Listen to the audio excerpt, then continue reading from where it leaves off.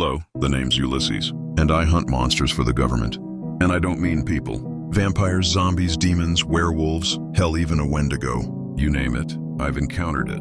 Anyway, a little background on me. I was born in the bayous of Louisiana. I hunted gators for most of my life. Then the government comes and they say, Ulysses, we want you work for us hunting monsters.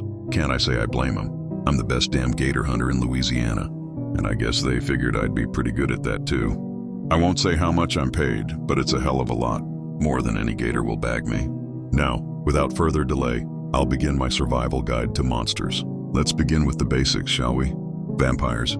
I want you to take any stereotypical vampire and ditch everything you know. While it's true the bastards hate sunlight, they aren't killed by it. And they don't give a damn about crosses or coffins. A real vampire is usually between 6 to 7 feet tall. They have teeth like a beaver almost, big and sharp. They are nocturnal, and when they aren't active during the day, they roam caves and underground areas like sewers. And they aren't like Dracula. They aren't, nor were they ever, human. They're pale and look sort of like Gollum from Lord of the Rings. They're primal bloodsuckers. And trust me, a vampire feeding is never as clean as a bite to the neck. They hate sunlight not because it hurts them, but because they lurk in caves and other dark places their whole lives. Speaking of which, they usually live anywhere from 20 to 40 years. They usually prey on animals, but will attack humans in their territory. They live in dens like wolves. A good sign a vampire den is nearby is there will be no life in the cave. No insects, bats, or plants, nothing. The only way to kill them is destroying the head. Moving on, zombies. Now admittedly, these fellas are pretty close to what you think. Shambling corpses, hungry for flesh, but they're pretty harmless. I mean, they are walking corpses. They can barely bite, barely.